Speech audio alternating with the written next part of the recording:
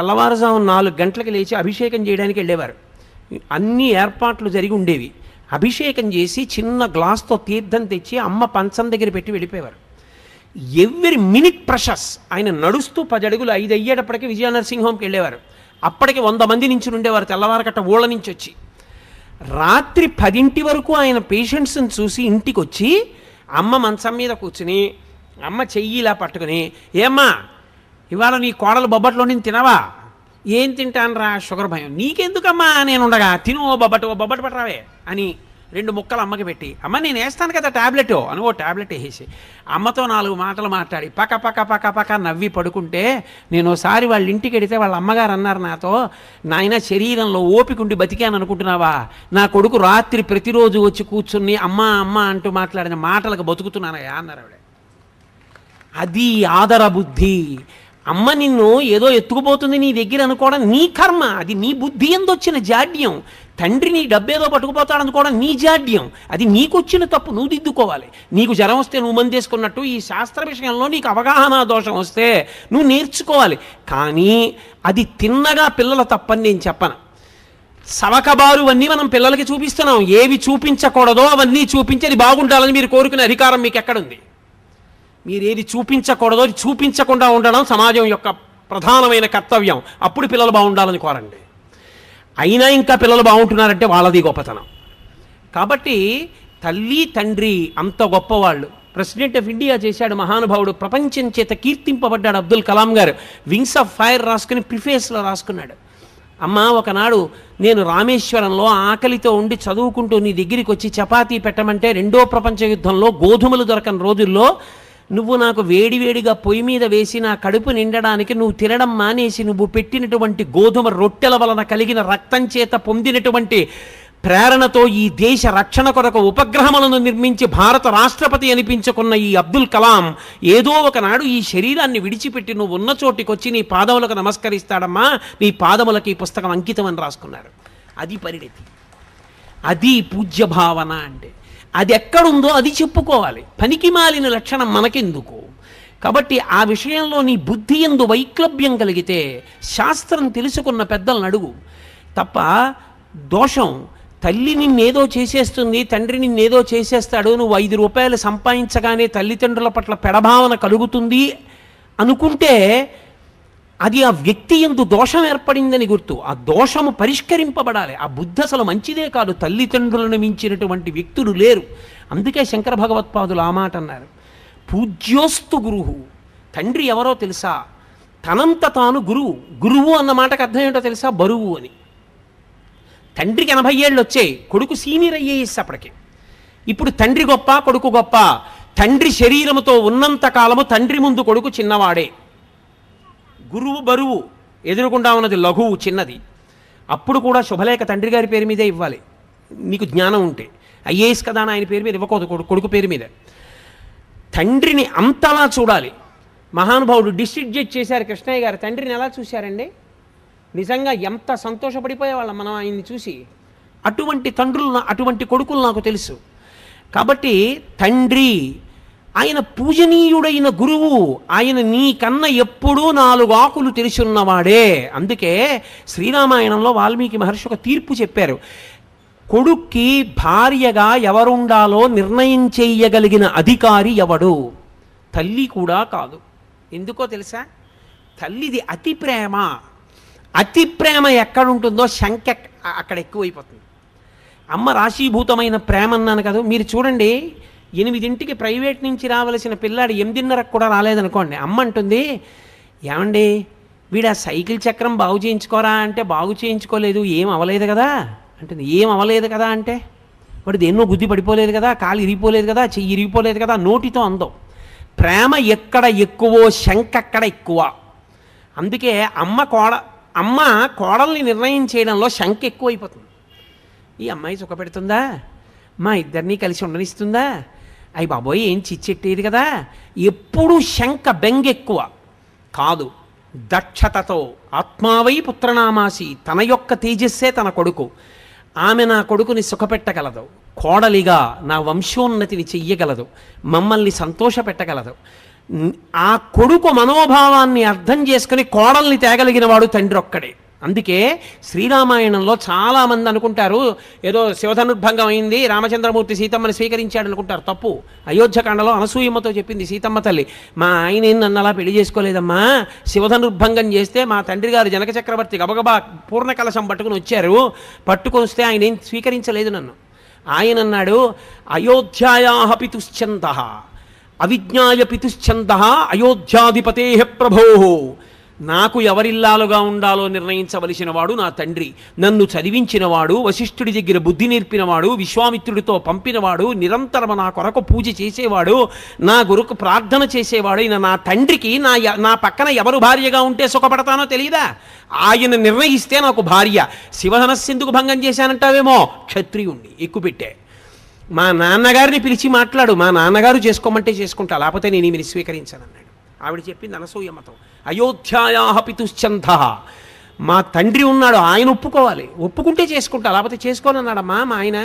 అందరూ సీతాకళ్యాణం అంటే వెంటనే అయిపోయింది అనుకుంటారు. అప్పుడు మా నాన్న దశరథ మహారాజు గారికి కబురు చేశారు.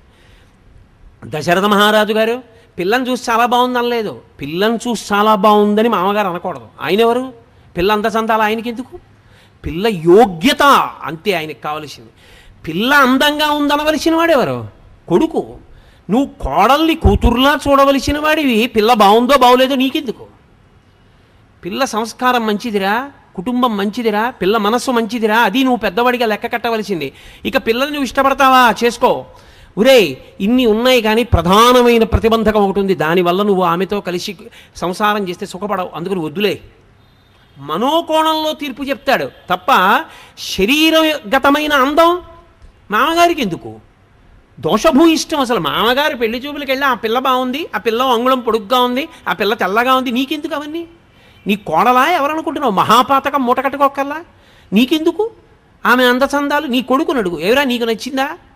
ఆ నాన్నగారండి నాకు చాలా నచ్చిందండి, శాబాష్ పూర్ణం చేసుకో. నువ్వు సంస్కారం చూడు, అందచందాలు నీ కొడుకు చూడాలి.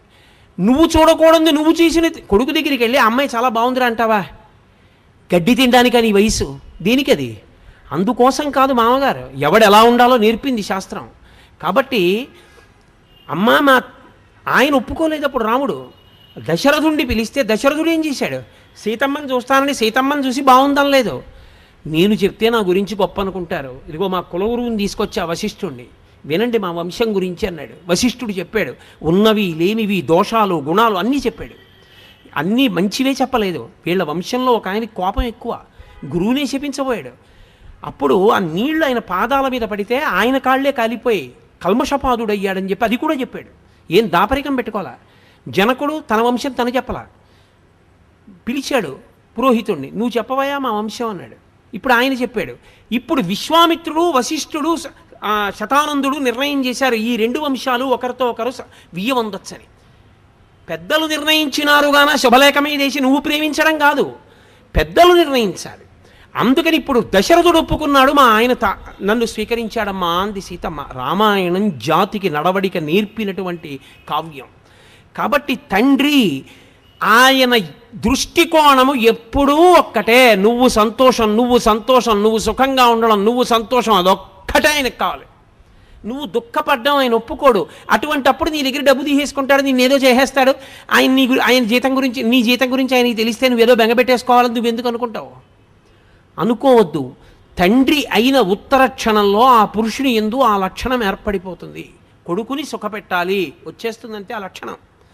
కాబట్టి ఇది తల్లిదండ్రుల యొక్క లక్షణం. అందుకే జన్మతః గురువెవరు అంటే తండ్రే. అక్షరాభ్యాసం అందుకే తండ్రితో చేయిస్తారు. అంత సుఖపడాలి, వృద్ధిలోకి రావాలన్న హృదయంతో చేయిస్తాడు. కాబట్టి కొడుకు వృద్ధిలోకి వస్తాడని ఏ కొడుకుకైనా అక్షరాభ్యాసం తండ్రి చేయించడమే వేదం అంగీకరించిన ప్రమాణము.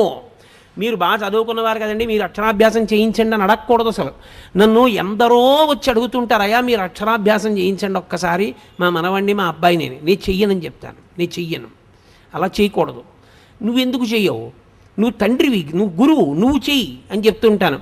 ఎక్కడో కొన్ని కారణముల చేత కొన్ని ప్రత్యేక పరిస్థితులలో అది ధర్మం అంగీకరించింది, అక్కడ నేను చెయ్యవలసిందే అన్న వాటిని మాత్రం సంవత్సరానికి ఒక్కసారి విజయదశమి నాడు పరదేవత దగ్గర కూర్చుని 2, 3 అక్షరాభ్యాసాలే చేయిస్తాను తప్పించి ఎప్పుడు ఎవరికి అక్షరాభ్యాసం చేయించను. ఎందుకంటే వేదం అలా అంగీకరించింది.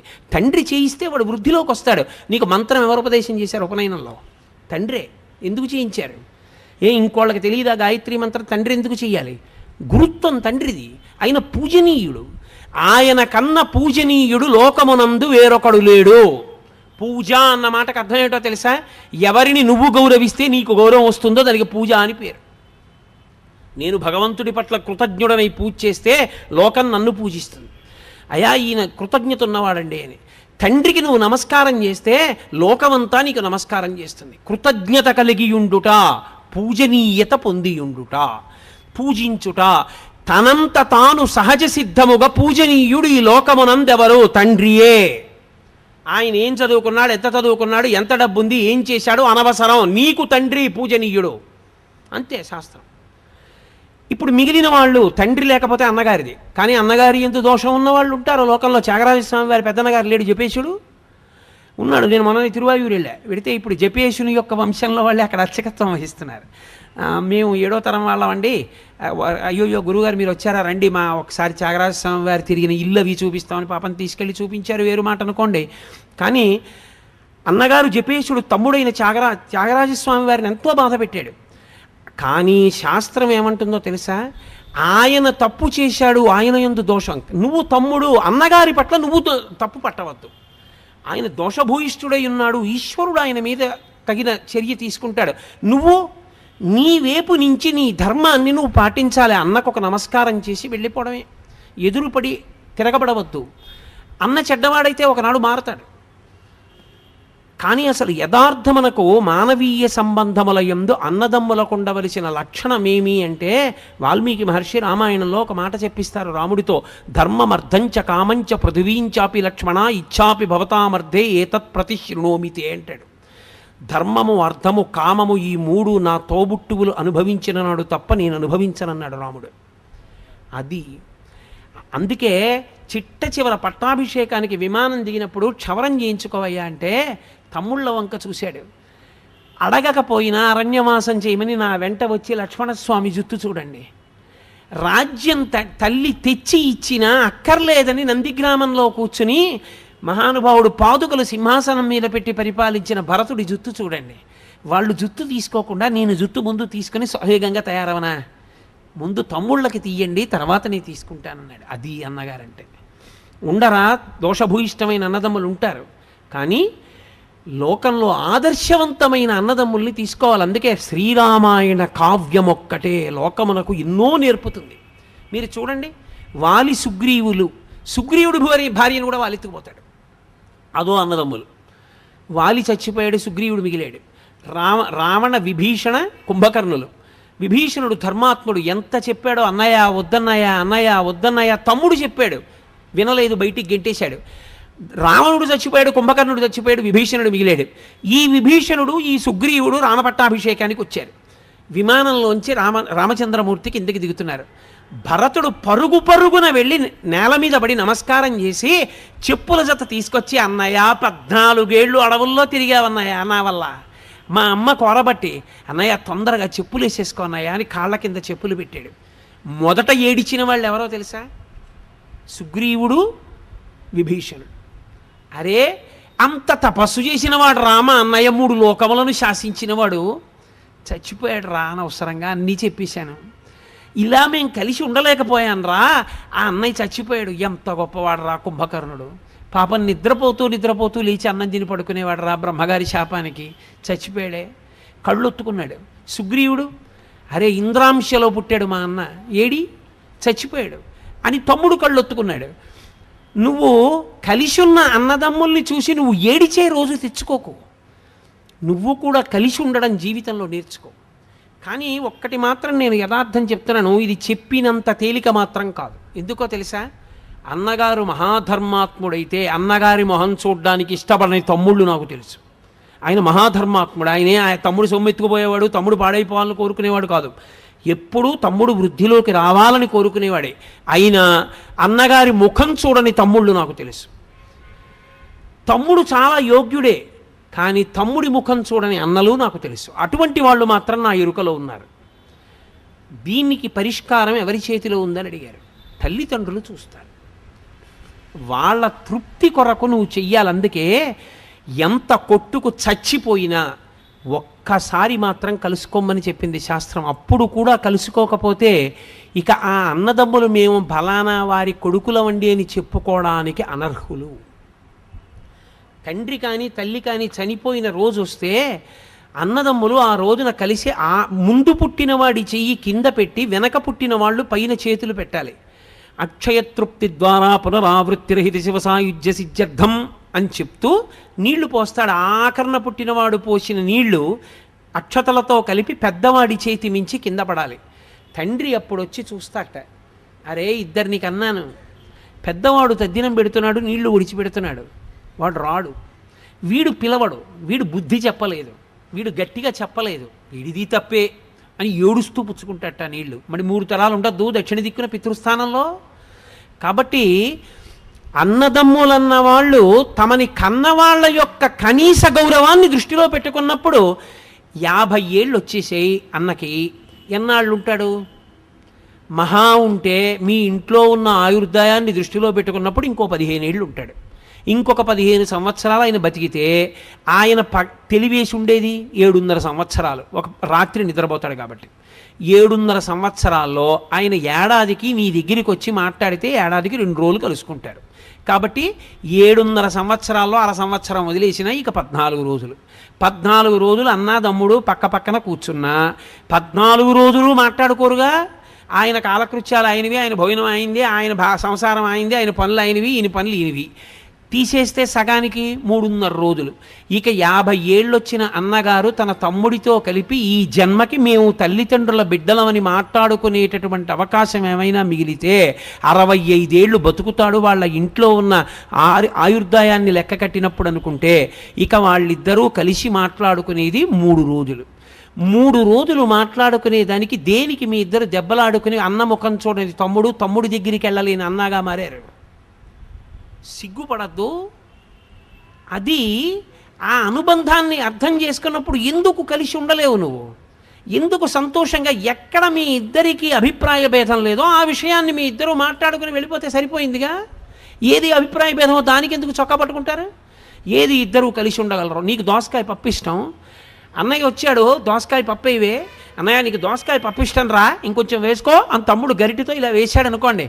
50 ఏళ్ళు దాటిపోయిన అన్నగారికి తమ్ముడు అన్నయ్య నీకు దోసకాయ పప్పు ఇష్టం అన్నయ్య అని ఒక్క గరిటె దోసకాయ పప్పు వేస్తే అన్న పొందేటటువంటి ఆనందం మీరు ఆలోచించండి. చూడవే వాడంతా గుర్తుపెట్టుకుని దోసకాయ పప్పు ఏమన్నా అన్న దోసకాయ పప్పు వేసాడే ఎంత పొంగిపోతాడు. అది చాలు ఆయనకి ఏమైనా ఉంటే మారిపోవడానికి. అరే ఆ ఒక గరిటె దోసకాయ పప్పు అన్నయ్యని ఇంటికి పిలిచి పెట్టడానికి నీకు ఐశ్వర్యం పాడైపోయిందా? ఏమి నీ కర్మ? ఎందుకు దెబ్బలాడుకున్నావు? దేనికి మాట్లాడవు? ఇది మనస్సు యందు ఏర్పడినటువంటి దోషం. దీన్ని దిద్దుకోవాలి. 50 ఏళ్ళు వచ్చి నీకును 45 ఏళ్ళు వచ్చిన తమ్ముడికి ఎవరు పాఠం చెప్తారు? తెల్లవారు లేస్తే 50 మందికి నువ్వు చెప్తున్నావా? నీకెవరు చెప్తారు వచ్చి? ఇది కర్మ. దీన్ని మార్చుకోవాలి. మార్చుకుని మనసుని సంస్కరించుకోవలసి ఉంటుంది. అది లేనినాడు ఆ మానవీయ సంబంధములకు అర్థం లేదు. రాముడు ఏడిచాడు, బ్రహ్మాస్త్రం వేస్తే లక్ష్మణుడు పడిపోతే ఆయన ఏడిచిన ఏడుపు మీరు చదివితే రామాయణంలో అసలు మానవీయ సంబంధములకున్న అందం తెలుస్తుంది. ఆయన అన్నాడు, దేశే దేశే కలత్రాని దేశే దేశే చ బాంధవాహ. ఒరే నాకు భార్య లేదని బాధ లేదురా, ఇంకో దేశం పెడితే నాకు పిల్లనిస్తారా, పెళ్ళం మళ్ళీ దొరుకుతుందంటే సీతమ్మని తక్కువ చేశాడని కాదు, భార్య దొరుకుతుందిరా. కానీ అమ్మకి నాన్నకి పుట్టిన వాళ్ళము అన్న వాళ్ళల్లో తోడ పుట్టినవాడన్నవాడు ఇక మళ్ళీ నాకు రాడుగా, దశరథుడు చచ్చిపోయాడుగా, ఇంకెక్కడి నుంచి వస్తారా తోడ పుట్టిన వాళ్ళు? నువ్వు వెళ్ళిపోయావా నాకన్నా ముందని ఏడిచాడు.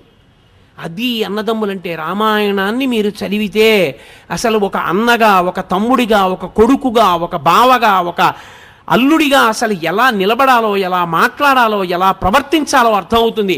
ఈ దేశానికి వచ్చిన పెద్ద దరిద్రం ఎక్కడొచ్చిందంటే రామాయణ భారత భాగవతములు లౌకిక రాజ్యం అన్న పేరుతో చెప్పకూడదన్న మాట పిల్లలకి ఎప్పుడు ప్రారంభమైందో అక్కడ ప్రారంభమైంది పతనం. రామాయణ భారత భాగవతాలు పిల్లలకి చెప్పడం పాఠ్యాంశములుగా మారితే అప్పుడు నిజంగా అర్థమవుతుంది. సుఖమన్న మాటకు అర్థం ఏమిటో రామాయణం వింటే అర్థమవుతుంది. ఒక్క మాట అన్నాడు దశరథుడు, ఒరేయ్ నాన్న, నేను కైకమ్మకి మాట ఇచ్చానని కదా వెళ్ళిపోతున్నావు, ఒక్క పని చేయరా, నేను కైకమ్మకి మాట ఇచ్చాను, రాజ్యం తీసేసుకోమని అయిపోయిందిగా, నా పని అయిపోయింది, ఒక్క పని చేయి, రాజ్యం క్షత్రియ భోజ్యం, నేను 60,000 సంవత్సరముల వయస్సు పెద్దవాణ్ణి అయిపోయాను, నీ ముందు నిలబడి యుద్ధం చేయలేను, యుద్ధం చేసి బాణాలతో నన్ను కొట్టేసి బంధీకృతుణ్ణి చేసి కారాగారంలో పరేసి రాజ్యం తీసేసుకోరా, నేను కారాగారపు ఊచల్లోంచి నిన్ను చూస్తూ బతికేస్తాను రా, నిన్ను చూడకుండా ఉండలేను రా అన్నాడు. అది తండ్రి అంటే కొడుకన్న రామచంద్రమూర్తి అన్నారు, నాన్న, తండ్రిని సత్యవాక్య పరిపాలకుణ్ణి చేసి తండ్రిని ఊర్ధ్వలోకముల యందు నిలబెట్టినవాడు కొడుకు, అంతేగాని రాజ్యం కోసం అలా చేయనా, వద్దు నాన్న, ఎన్నాళ్ళు 14 ఏళ్ళు తిరిగి వచ్చేస్తానని వెళ్ళిపోయాడు. అది కొడుకు, అది తండ్రి.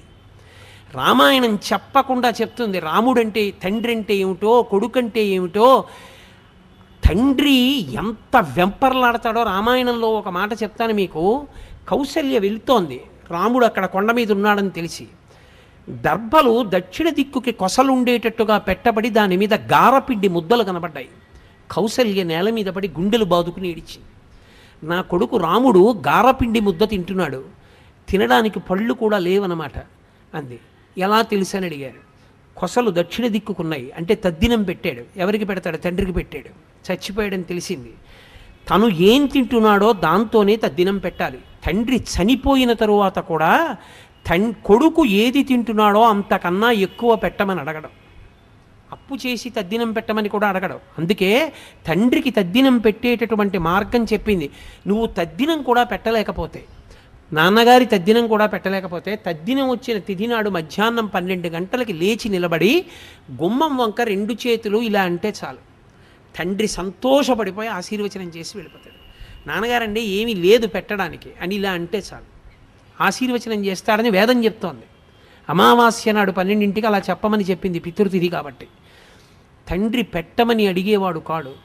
తండ్రి నీకేదుందో దాంతో పెట్టు, అది శ్రాద్ధము. శ్రద్ధ, సా శ్రద్ధ కవితా సిద్ధి ఇలా వస్తూపలభ్యతే అంటారు శంకరులు. అది తండ్రితనం అంటే. శరీరం విడిచిపెట్టాక కూడా కొడుకు గురించి అలా ఆలోచిస్తాడు. నా కొడుకు గారపిండి ముద్దలు తింటున్నాడు, అందుకే గారపిండి ముద్దలతో తద్దినం పెట్టాడని ఏడిచింది కౌసల్య. రామాయణాన్ని రామాయణంగా మీరు చదవండి. మానవీయ సంబంధముల గురించి కోటేశ్వరరావు ఉపన్యాసం చెప్పక్కర్లేదు.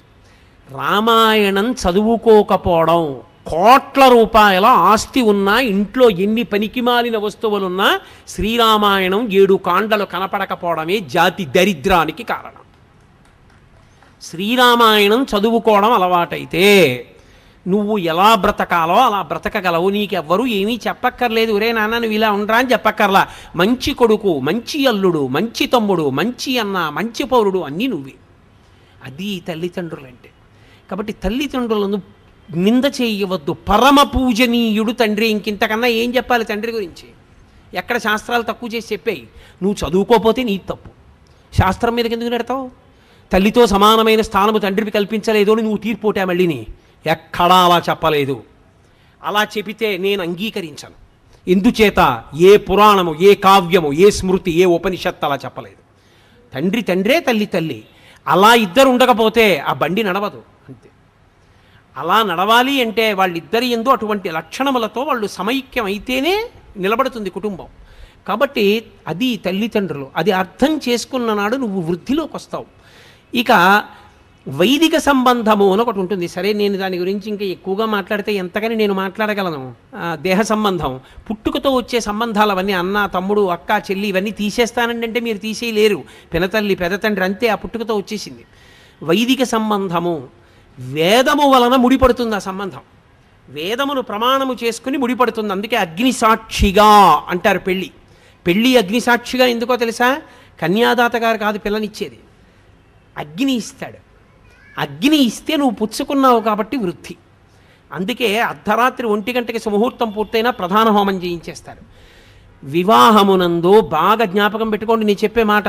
వివాహమునందు 3 ఏకం చేస్తారు. ఈ 3 ఏకం చేసిన కారణం చేత ఇద్దరు ఒకటవుతారు. ఏ 3 ఏకం చేస్తారు అని అడిగారు. వేదమంత్రములను ప్రమాణముగా, వేదమును సాక్ష్యముగా, అగ్నిహోత్రుణ్ణి ప్రధానమైన దేవతగా స్వీకరించి 3 కలుపుతారు. ఏకపాత్రా భోజనము, పెళ్ళైన రోజు కాదు, యథార్థమునకు భర్త తిన్న విస్తట్లో భార్య తినేది పూర్వం. నాకు బాగా తెలుసు. పత్నీభాగం అని బూరె తిని చాలా బాగుందనుకోండి బూరి, ఆయన రెండో బూరె వేయమని నెయ్యి వేయించుకొని బూరి సగం తిని వదిలిపెడతాడు. అర్థం ఏమిటో తెలుసా?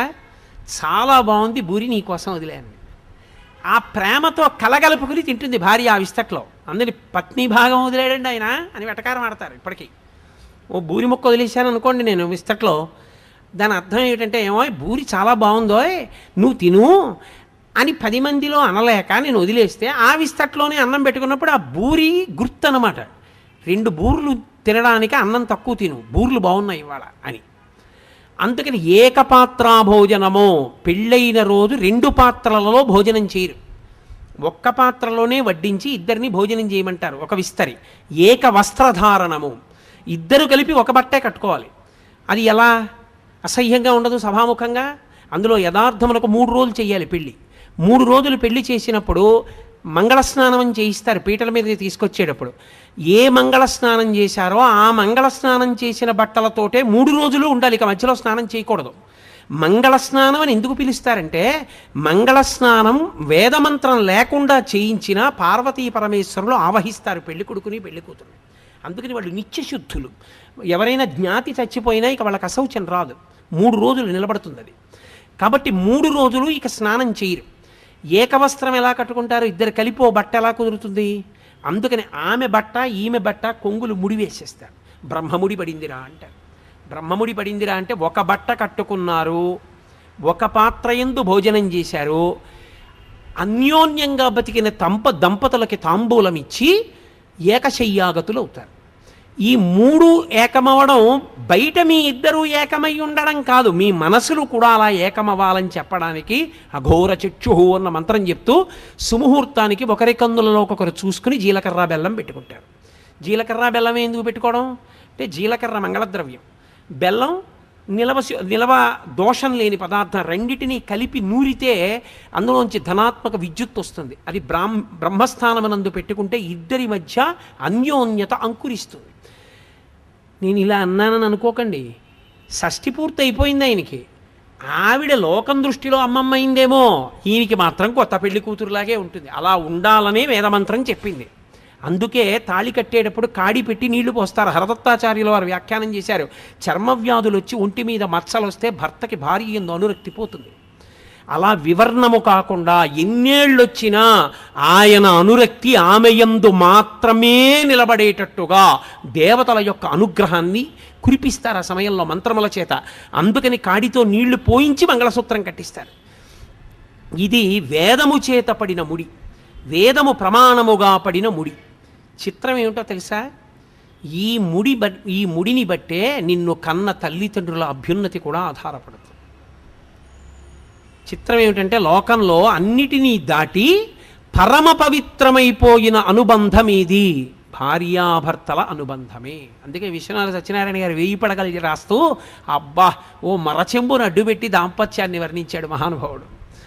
కాబట్టి వాళ్ళిద్దరి మధ్య పెరుగుతున్న కొద్దీ అనుబంధం, మొదట్లో ఇద్దరి మధ్య ఆకర్షణ కారణం అవుతుంది, కానీ షష్ఠి పూర్తికి వచ్చేటప్పటికి ఆ దంపతుల యొక్క లక్షణం ఎలా ఉంటుందో చెప్పారు. అసలే అది కొత్తపల్లి కొబ్బరి మామిడి పండు మా గోదావరి జిల్లాలో దొరుకుతుంది. అబ్బో ఎంత రుచో, అది ముగ్గిపోయింది సువాసన. ఏదో పరక మామిడి పళ్ళు కొన్నాడు, 13 మామిడి పళ్ళు తెచ్చి పైన గడ్డేసి సర్దుతున్నాడు. కింద తేనె జాడి ఉంది, రోజు శివాడికి అభిషేకం చేసుకోవడానికి పుట్ట తేనె తెచ్చాడు, అక్కడ పెట్టాడు. ఈ 13 పళ్ళు పేరుస్తుండగా ఓ పండు జారి టపుక్కుని నేతి జాడీలో పడిపోయింది.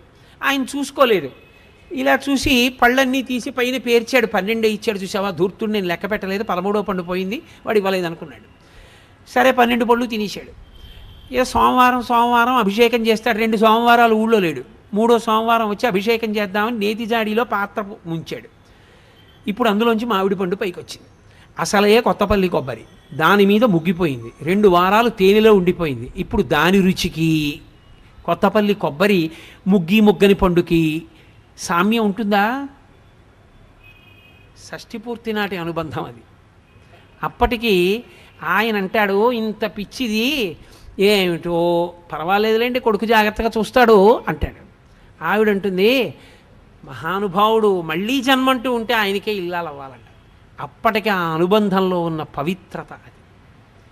కాబట్టి ఆ భార్యాభర్తల సంబంధం ఉందే అసలు అద్వితీయం. అనసూయమ్మ రామాయణంలో మాట ఉంది, అమ్మా నేను నీతో ఒక మాట చెప్తానని సీతమ్మతో చెప్తూ అంది, అనుశిష్టాం, నేను లోకంలో అత్యంత గొప్ప వ్యక్తి అని చెప్పదగిన వాడంటూ ఉంటే తప కృతమిహావ్యయం అంది. రాశీభూతమైన తపస్సెవరో తెలుసా? భర్తయే. ఆమెకి ఏం తెలుసు ఏం తెలీదు అనవసరం, ఆయన ఇల్లాలు గౌరవం అంతే.